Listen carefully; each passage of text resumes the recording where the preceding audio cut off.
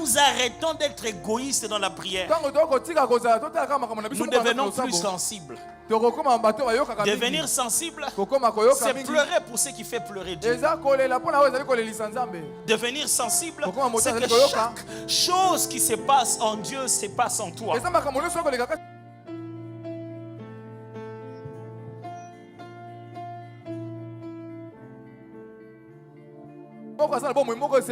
ne parle pas audiblement aux insoumis. Dieu parle audiblement aux gens qui sont sensibles, capables d'opérer maintenant directement quand il parle. L'un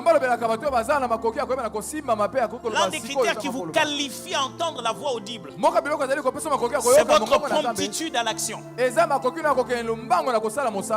Ça signifie ceci: quand tu viens devant Dieu, choisis de prier pour des gens, des situations pour lesquelles tu n'es pas encore émotionnellement attaché. Ça t'apprend à prier d'esprit à esprit. Parce que quand tu ne vas parler que de toi, il y a une longue liste d'autres conversations avec le Saint-Esprit que tu n'as pas. Quand l'Esprit veut parler des choses, je me rappelle, d'entendre parler de prier. J'ai prié pour ce temps-là, pour beaucoup de choses. J'ai prié pour l'apôtre, ça fait très longtemps. J'ai eu un des plus clairs songes de toute ma vie. Ça parlait de tout ça, de Philadelphie. C'était tellement clair que je peux vous raconter ça encore aujourd'hui. Plus de 16 ans passés. Ce que j'ai rêvé, c'était pas moi. 16 ans passés. J'ai rêvé au niveau de l'alliance de Roland Dallot. C'est pas quelqu'un me comprend. Si moi je parle beaucoup de langues et que toi tu vas voir Dieu pour moi, quelquefois il te parlera à toi les langues que moi seul je parle. C'est-à-dire que tu m'amèneras un message en anglais que toi tu ne parles pas. Parce que moi et Dieu on parle anglais. Et ces jours-là, pour la première fois de ta vie, tu vas commencer à parler anglais. J'aimerais que vous puissiez bien saisir ça. Chaque fois que tu portes une autre destinée dans ta prière, Dieu te fait fonctionner dans l'alliance et dans son projet pour cette personne. Que quand vous paternisez une destinée, vous en obtenez l'accès. Quand dans ton cœur tu portes la position de père que Dieu a pour quelqu'un, il t'ouvre les pages de l'histoire qu'il a prévues pour lui. Il peut ou ne pas être dans ton ventre, mais il est dans la prière. Et voici la bonne nouvelle: quand une porte s'est ouverte pour toi, même si avec Dieu vous avez parlé d'autre chose, à partir de ce moment, cette porte devient ouverte même pour toi. Okay. Je vais vous donner un meilleur exemple. Quand tu pries pour quelqu'un d'autre, Dieu peut t'appeler par le numéro privé qu'il utilise pour lui. C'est-à-dire que tu n'es pas allé pour toi. Mais cette personne-là, elle a un numéro privé. Et Dieu, quand il veut te parler de lui, il t'appelle par son numéro privé là que toi tu n'as pas. À partir du moment où il t'a appelé, ça sonnait chez toi. Sans le vouloir. Il vient de te donner son numéro privé. Maintenant, même quand tu es dans ta situation à toi, tu regardes dans ton répertoire, tu te rends compte que tu as un autre numéro pour pouvoir joindre Dieu. Ça signifie ceci: quand tu marches avec Élie, vous marchez, vous traversez l'eau, et il s'en va, et quand tu reviens devant l'eau, tu regardes l'eau, l'eau. Ok, moi c'est pas moi qui t'ai traversé, c'est pas moi qui t'avais déchiré. Donc je ne vais pas prier pour moi. Cet eau ne se déchire pas avec moi. Cette eau, ce n'est pas pour moi. Moi je n'ai pas déchiré cette eau. Il faut que j'utilise le même. Il ne prie pas les dieux d'Élysée.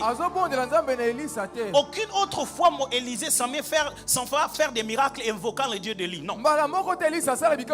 Lui jamais. Il fait maintenant ses propres miracles. Lui-même. Mais là, il prend le manteau. Il dit, où est le Dieu d'Élie? Écoute-moi bien.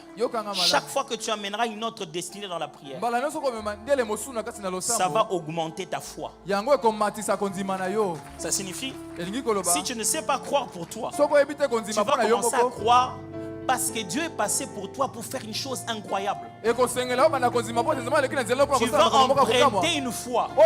Hey Dieu, je ne peux pas croire que j'étais là. Tu m'as donné un songe clair. Et tu as donné un enfant à cette femme. Toi, le Dieu qui donne un enfant à cette femme, comment tu ne donnerais pas un travail petit comme celui-ci? Quand nous arrêtons d'être égoïstes dans la prière, nous devenons plus sensibles. Devenir sensible, c'est pleurer pour ce qui fait pleurer Dieu. Devenir sensible, c'est que chaque chose qui se passe en Dieu se passe en toi. Quand tu vois quelqu'un, tu le regardes avec les regards de Dieu. Quand tu es sensible, même quand tu arrives au combat, tu regardes Goliath, tu dis, de quel droit toi? Qui es-tu pour pouvoir insulter l'armée de l'Éternel? La fameuse armée de l'Éternel. Tout le monde est en train de trembler. Ils ont peur de Goliath. Mais toi, tu le regardes comme Dieu le regarde. L'armée de l'Éternel. L'armée du Dieu puissant. Je prie pour toi et je déclare que tes yeux s'ouvrent chaque fois que tu vas parler à Dieu de quelqu'un d'autre. Lui-même te donnera tous les moyens pour se rassurer de ce qu'il t'a donné comme message. Mais quand tu deviens sensible à écouter ce qui est pour les autres, même quand tu n'auras pas entendu les choses qui te concernent, tu poseras les pas avec précision là où Dieu voulait.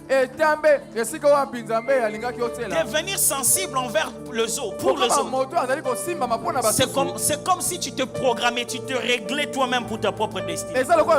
La base du prophétique s'appelle la mémoire commune. La mémoire commune. Les similitudes divines. Alors plus il se passe des choses chez toi, plus tu entends des choses avec Dieu sur beaucoup de personnes, plus demain il n'a plus besoin de te parler de lui. Quand il le voit, il dit c'est comme Sandrine. Ah ouais. Tu reprends juste le sujet de Sandrine. Tu parles de lui. C'est exactement comme ça.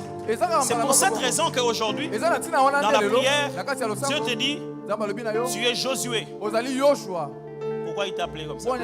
Il dit, les choses que je fais avec Josué, c'est les mêmes choses que je vais faire avec toi.